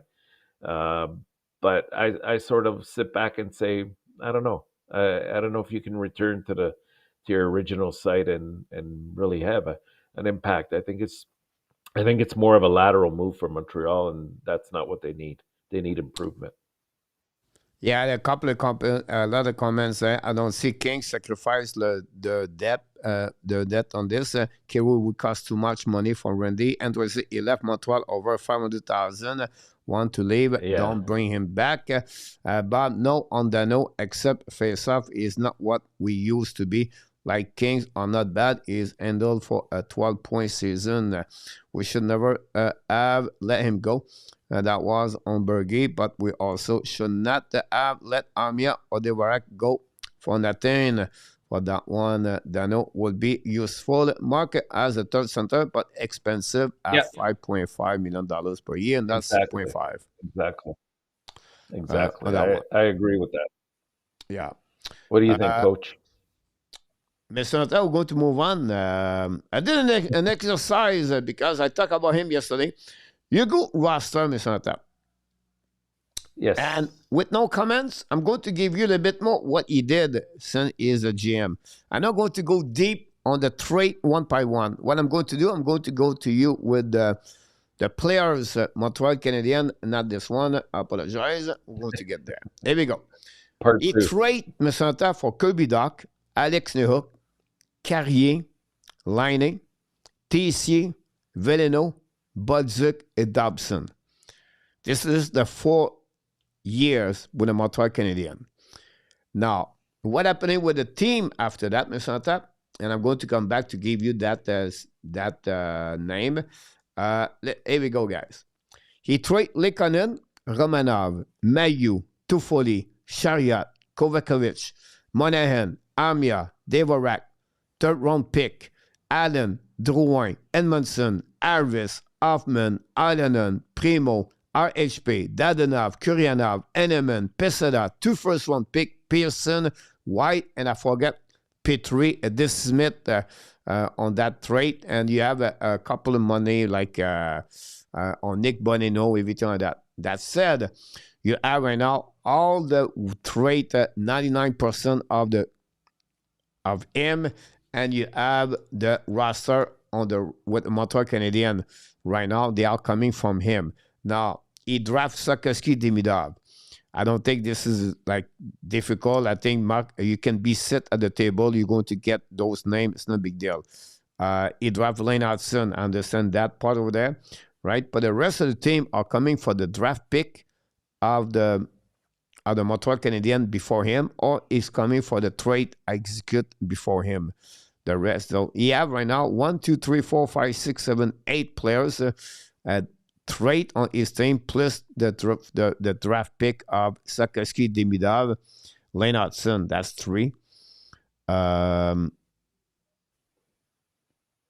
pretty much it. I could be missing one, but I don't think so. I'm missing Fowler. I'm sorry? They drafted Fowler. No, but they are not there. So I'm talking about the player out there with the Montreal Canadiens right now. But I think it's important to keep that in perspective as well, Coach. They might not be there now, but as part of, like, we're taking a snapshot today and we're saying, wow, look at this. It's fascinating to see this in whatever you want to take it as, a positive or a negative. But I'm saying, let's look at it, 2 or 3 years down the road. I mean, you still have some awesome prospects that if they make it, they're going to contribute heavily to Montreal. You got Hage and Zharovsky, Reinbacher, Engstrom, Fowler, just to name a few off the top of my head. But if even half of those translate to NHLers that do their job, I think that's part of the success too. It isn't just necessarily what they got. And if we look at the trades here, you look at Laine, and he's a big reason why we made the playoffs last year. What he did on the power play. I get it this year, and same thing with Carrier. Like last year, he came here and he transformed that defensive unit. Like, he was a steady force with them. Now he's having trouble this year. I totally get that. Tessier and Veleno, I would not include in that equation because I believe both of them were one was a pickup on the waivers, and the other one I think was a pickup over the summer entry, or not entry, but it was $1 million with Veleno or whatever it was, 1.5, and they're not there for the future, right? Bolduc, but why not to keep Armia and Devorak over TLC and Veleno? Well, they could have. They could have. But I think that they're moving forward with, and thinking, are these guys part of our future? Right now, if they would have signed them, let's say for a couple years only, I think that would have been extremely valid. You didn't need to sign both of them necessarily. You either signed Armia or Dvorak. I think that just having one of them would have helped. I would probably go with uh, Armia at this point, but you know that's part of the discussion that it doesn't fit the mold for Montreal down the road. I think Dobson. I still think Dobson is an excellent pickup. When you can get a right-handed defenseman of his Now, you caliber, want to talk about and I Dobson, knew, Mr. Tap? I was upset last night yeah, about Dobson, right? I know So you now I were decide to say, you know upset. what? Dobson is going to be another Evan Bouchard. So I have to go with No, that part now and it's to not going to be that accept. bad. I'm sorry again? He's not going to be that bad. All Trust right, me. he's the same thing, Mr. Tap. He's the same thing. Defensively, he's soft. He's not cover anybody. He's get beat in the corner, Mr. Tap. He Coach, just, he has 18 and points. I'll be honest with He you, has Mr. 18 Tap. points. Madison saved his life many, many times. Many, many times. So I said, you know what? It's going to be another Evan Bouchard. So that's what we trade for. And I have to deal with that part. And that's how I need to accept his situation. It's not going to be a better defenseman. It's not going to be a defenseman really strong, and he's going to be that way. And that's what we have to be. He's going to bring you some offensive side of the game, of course. One thing I like for him, be honest with you, I have to give credit. When he pick up the puck at the blind on the inside, on the offensive side, right? He go Yeah, around to the yeah. board. He go all the way with that there. He's really strong. He is really good, strong skater to see his vision about that. So Sunday gets, you know what I mean? Like I'm pointing him a lot because he is a $9.5 million everything like that. But I think if you look about this is what is going to be. So there's going to be a defenseman that way. You know, I would take Perico behind him, before him, to be honest with you. Example. Yeah, But but the thing is, Perico wasn't available, right? St. no, no, Louis no, is no, not going no. to I give just away. like the type of the Yeah. defenseman, like that's what I'm talking about. It's not compared to Oh, Perico yeah, at all. absolutely, Uh, absolutely. but Perico's this is an what I all-star. expect from him now. Yeah, well, I mean, I don't think he's as bad as you're making him out defensively. He's at a -2. I get that, but I mean, you look at the time that he logs on the ice in different situations, and he's very strong 5-on-5 as well, as a defenseman, and it filled a need, an essential need for Montreal to have a right-handed defenseman that can service us in many ways, and I think you have to give him time. I like what I'm seeing there, and I would say the same thing about Bolduc. Like, I know a lot of people are dragging him through the mud, and some nights it looks like he's lost. But I think that there is a lot of potential still there with him. Newhook was having a solid year this year until the injury. Um, I mean, Doc is Doc. Unfortunately, the injuries have dictated, where he's landed. But I don't think a lot of the trades we really lost out on. You can claim that maybe we didn't win some of them, but I don't think that a lot of them were losses, not at all.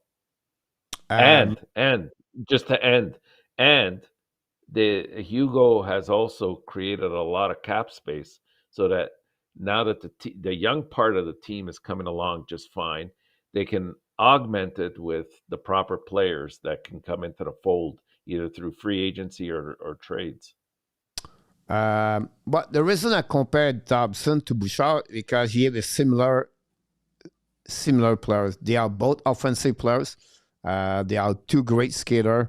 They have a bomb, two great slap shot players at the point, everything like that.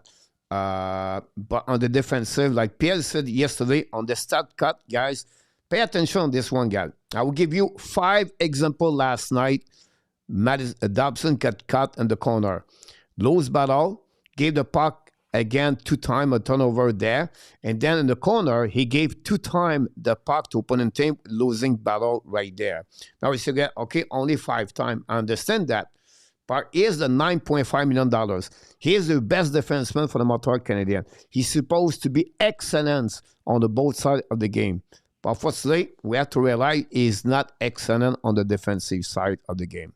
He's not winning battle, and he was beat against Toronto. He made 3 mistakes against Toronto, and it was the reason on the goal against Lawton. And the last 3 weeks, Dobson does not perform at the Dobson I see before that. But now I realize he's not going to be a defensive player. He's going to be an offensive player. So we have to accept that. We have to accept he's going to be at 50 points, 60 points, 55 points. But he's not going to be at 11. He's not going to be a defenseman that way. It is what it is. And we have to accept that situation. But for me to get that defenseman a 3 pick like they did, a 2 first-round pick, a 16, 17, and then after that, the mistake, Mr. Enortap, what we said to you about and Thompson, we're not there, right? We're not in the inside of the team. We don't know what's going on. Everything we just talk from outside, right, Mr. Enortap? And I ask you because you follow the prospect like me. We do very well. We do them. If the trade, Mr. Enortap, was did before the initial draft, right? The trade was done, and they fake it on the board, right? But everybody knew the trade was over before the draft. But let's go back, and we don't did the trade. The trade is on the table, right? And now Montreal Canadiens is 16, 17, and you see Atkinson, and you see now Eklund available, and maybe they see something else, right? Carbonneau was open. He was also not draft. And now they have Eneman on the table, and they have 2 picks, 16, 17.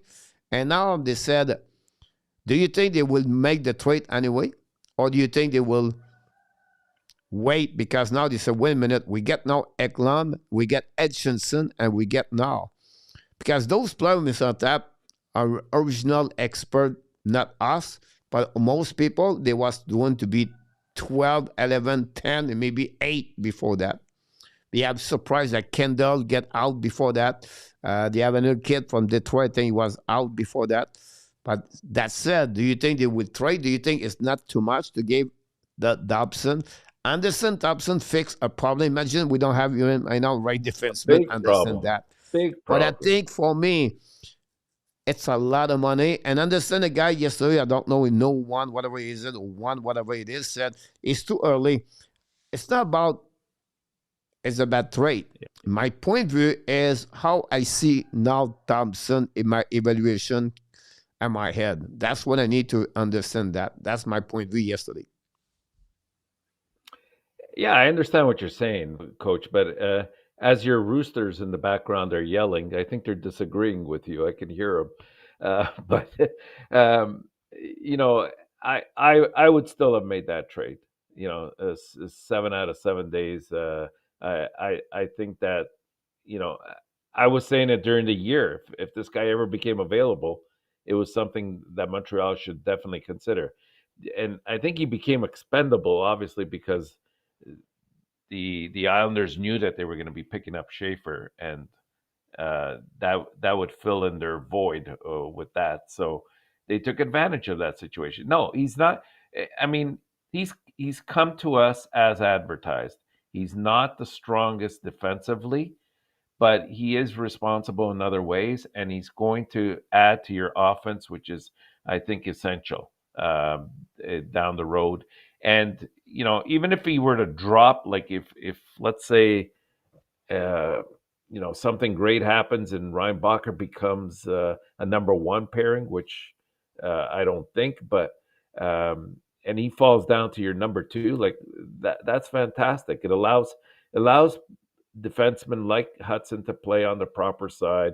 Guys like Gooley, you know, you don't have to overextend them on the right side by playing on their off ice, so on their offside. But I think it was a good move. I'll still stand by that. His metrics speak for themselves, and You can't really look at just last year's stats because he was injured for quite an extended period of time. But he's solid. You, I'm open to a conversation. Is he worth 9.5 million? That I'm open to, but even that, I think down the road, 9.5 million will seem like a steal for Montreal. Yeah, some people, N26 mentioned that, and but Bob also, I think he did the same time. If you guys consider Dobson a top four, I disagree with you because they Yep. gave him $9.5 million. This is top pairing. It's not top four. If you pay Thompson to be Yes. your second pairing defenseman, Mr. Top, we're on the trouble. How much money we're going to give for the number one defenseman? And we are lucky to get Lane Hudson at 8 point something, whatever it is, $9 million. But if Thompson is not your top first, we are not going to be good. I think the point they're trying to make is even if he's in your top four, I mean that really solidifies your top two pairings.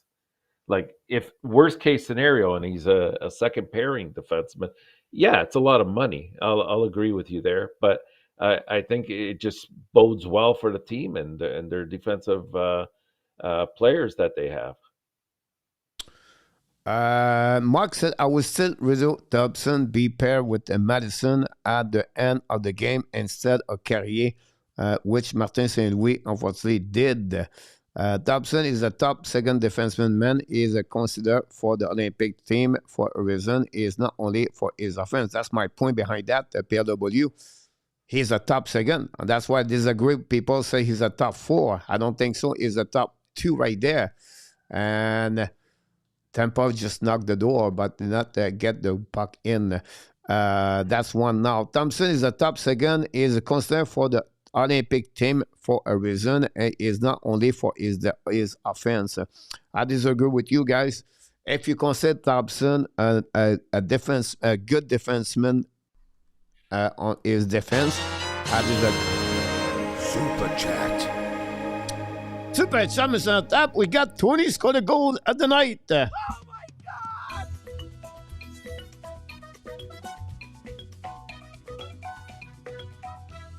Thank you, Tony.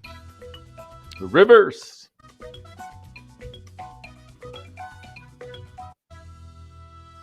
Hype, Hype, hit the hype, pose, Tony. Mr. Tap. Tampa Bay just hit the pose. We got an assist to Billy Iggy, Mr. Tap. The line, they all together all the time. So 20 to get them on that one. Now, N26 said to PLW and myself, Dobson is a top four defenseman. Pair him with the goalie and we play his best hockey. More on the no problem. Want Rebecca sign a 3-year cap would be minimum about that one over there. So I can understand your point of view for everybody. Thompson play good 5-on-5 game. Coach. His belly does not play on power play. No, he does not play on power play anymore.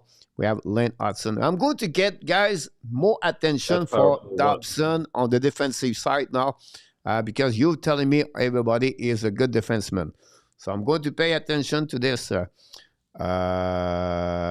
Coach, you really think a Dobson is not good? Maybe you should be calling for a user to be fired for making bad trade. And I say it's not good. That's what I said. I said this. He would pay and Toronto Mr. Tap empty net. And the rookie is going to get a first shutout. There will be the story on the TSN for the next 6 days. Hillebrand. I just said, Mr. Tap, and for the people in the chat, I think Dobson is just a defenseman. If he's not a defenseman number one for the Montreal, we are into trouble. That's what I said. I think he's bigger at the top four. It should be top pairing. Now, PW tell me Thompson is really good on the defensive side of the game. So I'm not disagree. I just said I'm going to pay really attention because yesterday I calculate 4 times he did a very bad play on the defensive side of the game. So I'm going to pay a little bit more. I'm going to give you a bit more information about that one. He actually You're right. You're right, Coach. He had 5 turnovers yesterday, or giveaways that he had. But you know what? It's not every single game he does that, and I think he's been fairly responsible all year long. And these guys don't grow on trees. Right-handed defensemen that can put up the kind of points that he does, and play the kind of minutes that he does, and be especially effective on five, which prior to this year was a concern for us last year. I think you just have to give him the time, and once he gets the proper pairing, you're going to see that his game will excel even more. Yeah, definitely. We're going to see what happening. There's nothing wrong with all the comment we get in the chat. Don't forget, guys, to click on the like. If you don't mind, that'd be great. So on top, time to go to the clash, if you don't mind. 3-1 the flame now, Mr. On top. I'm checking too many games at the same time. ESPN, I tried to click to get a game for ESPN. Plus, I got this until the 12th, in 3 more days. And there's no what. Like, don't want to give me Flame game, Calgary Flame. I don't know why they don't want to give me that game. Really weird, ESPN Plus. That sometimes I get black out, and now they just looking around. It's not up the first one of the night. Can the Panthers run a 10 game with 8 or 9 W straight? Once they get all their injured players back, I would definitely say they can. I mean, this is a team that's been holding the fort. Think of what they've lost, right? Just in Barkov alone, it's phenomenal, because that guy is so underrated as their key player. I would say absolutely they can, but once they get everybody back and healthy. Yeah, I don't see that this year, Mr. Top, for them. They're not going to get everybody. Catcho is coming very soon, but I don't see that teams go with away. Yeah, too many problem. One is the defensive side. Bobrovsky is not the Bobrovsky we see the last couple of years. His save percentage maybe 8.79 or something like that. So I don't think they will get there. The 8-9 W like Washington just did it. A couple and Dallas, everything like that. So, but we have to wait. What happening for sure on that team, Mr. Tap. Next one. Next. Pittsburgh in your calendar out of the playoff. I don't know. I like what I'm seeing with the Islanders. I think that they're starting to put things together. They're in a playoff spot right now. Not only that, I think they're in third in their division in the in the Metropolitan. I'm going to say not at all. I think the Islanders might just squeak out a playoff spot. Yeah, I agree with you about that. But I think both of them will be out. But I'll be out. Yes, I think both of them will be out for that one, for sure. For this one. And A2 said Islanders is going to make it for that one. Possible. Yeah. Possible. The only thing they have, Mr. Islanders, they have a good goalie, right? But they have some good defensemen there, and Schaefer's a game changer for them. Even their backup is solid. Their defense is big. Now they have a puck moving defenseman in Schaefer. The offense seems to be contributing. I think Patrick Roy's doing a good job with them. It's unfortunate that they got that injury to Romanov. I think that'll hurt them. I agree with that. Depending on how long he's out for, but it looks like it's serious, and he might be out the remainder of the year. That's a big blow to take. Washington finished first in the Metro.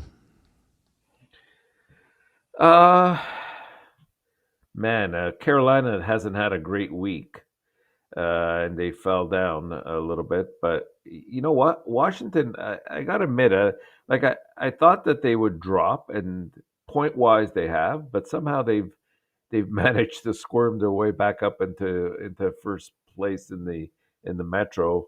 Um, you know, really, when you look at that division, with the exception of Carolina, I don't see anybody really catching them. So I'm going to say absolutely.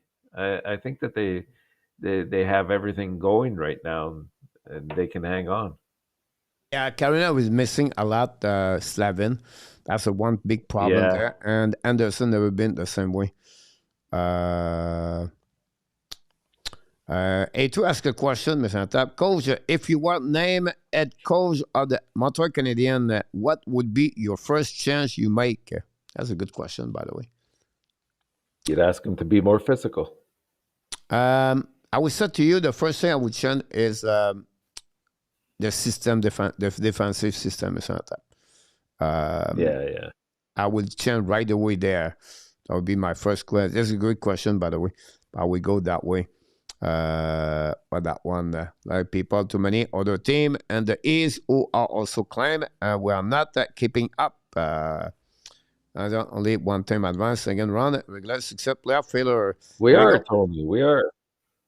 Edmonton finished We're over 1 point Winnipeg, there. Mr. Tap. Yes, yes, for sure, 100%, Yeah, absolutely. yeah, I think Yeah. so too. I think that will happen for the Edmonton going to finish over the Winnipeg Jets. Next one, Winnipeg and Edmonton and the playoff. I'm gonna say both of them. No, no, not at all. Unfortunately, like I said, I don't like the fact that Hellebuck is out for them, and I don't see the secondary scoring beyond that first line of Winnipeg. And you know, I've sung their praises for the past 3 or 4 years. I've liked their play, and I thought that they were more effective last year and the year before than they are this year. And it's not just because of where they are now; it's just the eye test, and it's not relating to a playoff team for me right now. Edmonton, on the other hand, like I said, with Ryan Nugent Hopkins and Hyman back into the fold, I think now that they have a little bit more uh, to take a run here. They do have to address a little bit. Well, a little bit. They have to address their goaltending, I think, and defense. Um, and if they can do that, they're going to be a force to be reckoned with again. I'm going to add one more, Mr. Tap, to finish this one. Because we talk about this. I'm just Yeah. curious about the people who said to me, do you take Dobson. Wawrinski over Thompson? Uh, well, yeah, I guess if you're looking at a points perspective and defensive play, I mean, Wierenski was solid even for Team USA. Uh, I would say absolutely, Yeah, me too. but I not by really like much. Zach Not by much. Wawrinski, Mr. Tap, doing a really good job with the blue jacket. Mr. Tap, to finish this game tonight, and for the people in the chat, we now full game this week. And I want to congratulate last week, Mr. Tap, some people did that. Was it Uh, 4 points? 4 points 4 last week. point run with Kings, Luc Lafortune, and Lee did it. Only three of them is on top. But that's what we got last week. Anybody else did that? The Survivor going to give you answer Wednesday for everybody. But now we are on the another week of 8, Mr. Tap. And for the people in the chat, you can give us your prediction of Montreal Canadiens. They play again Tampa Bay, Pittsburgh, and Rangers and Edmonton Edmonton. Rangers. Yeah. Uh, I'm gonna stick. I'm gonna go with 4 points. 4 points again. 4 point for Yeah. you. Yeah. Again, I who? think. Well, I think probably the two middle teams in Pittsburgh and New York. I think that they can steal 4 points there. Um, I think Edmonton is riding high right now, and it's going to be hard to contain them. Although we do play well against Edmonton for the most part. Tampa, I think, will be a little bit upset after tonight. So But they are on a back-to-back, so that could help as well. So I could see a case for 5 or 6 points as well. Or you sit at 4. You stick at 4. Yeah, I'm gonna stick at 4. Yeah. All right, because you take 4, I'm going with 5. But originally it was 4 on that one at the beginning, and Pierre said 6. So I'm going to go in the middle on that one. Claude Richard go with 4. Claude Richard, you turn at that, and Randy is not allowed. I don't know. He's still on the Randy is still on the clash, Mr. Enortap. That's okay. Ovidio go we at value 3. 3 points for Ovidio. Come on, Ovidio. We got Thompson got rid of Mayu. Compare those two coaches. They involve the Habs, Bob. No, you have to compare the compare. And Detroit scored the first goal of the game. GBR for Detroit, Mr. Enortap. It's M&M go with 4 and 4 on that one. Austin Oilers are Jack and Hyde team. Never know who's gonna show up on this one. I agree with you about that. Mr. Enortap, that's gonna conclude the show tonight. Very kind to see around. Bob Smith will go with 3. I will see you next week. Again, next Monday, Mr. Enortap. Yeah, possibly. Yeah. That's the only thing we can go. Yeah, they got another back-to-back of 4 games in 6 nights, and it's gonna be a tough go. But the whole month of December, they got as of today, I think they have 13 games that they have to play.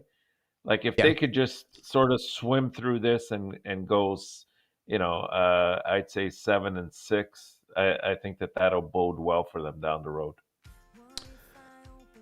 Now, you're the goalie coach for the Hockey Nation. Who is the net tomorrow? Tomorrow, they play. They don't have a back-to-back. Nope. They play on Thursday again, I believe, right? And then Saturday, Sunday. So they'll probably go to Monty tomorrow. Thursday. Oh, is Monty healthy though? Yeah, he is healthy. They returned Kakkonen today. Okay, so yeah, and then Thursday they'll probably go Dobesh, and then they'll split on the weekend. How? On the Edmonton Saturday. and Ranger game, yeah. I think how this works, Mr. Enortap, I see this way. Montembeault, Dobesh, the winner of the game goes Saturday, and then Sunday the next one. I'll be a split 2-2. Yeah, that's what I think. 2 and 2. But Montembeault look bad tomorrow. Dobesh win Thursday. You start with Dobesh, you again Saturday, but now you have a back-to-back game. Does not change anything. I would change this, Mr. Enortap. I'll go with Dobesh tomorrow. Dobesh win again. I keep Dobesh Thursday, and then I go. I think you have to ride your hot goalie, and if Dobesh has a great game, you can continue to go to him. Yeah, I will go with 3 and 1. Mr. Enortap, thanks so much. We appreciate a lot. A lot of people thanks you, Mr. Enortap, for the great performance tonight. It was great to see you again. Don't forget to click on like. I will see you next Monday. Sounds great. Thank you, and good night to all the Hockey Nation. All right. So have a good night, Mr. Enortap. Here we go, guys. Let's conclude the show tonight. Hopefully, a lot of great conversation that chat, a lot of great different opinion. That's make the beauty of the show. And I want to thank Tony for the super chat. Ron with the moderator. Hage Calabro, the news and update. And other people click on like because that's who you are. You are awesome. You are amazing. You are the best. And remember, you have greatness inside of you. We want to thank some fun people like Austin, Bob Smith, N26 PLW, Bob Smith, Gary C, many others, guys. Be well, BL, find a way not only to donate your day, but find a way to donate the second half of what? 2025. And one more thing, the Hockey Nation, the Hab Nation, all the animal and the kingdom of the Thailand want to tell you one more thing, sir. We love you, friends. I don't know how I can put this close.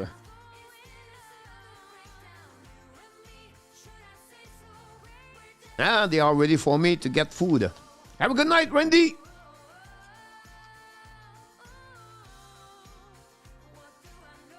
Booyah!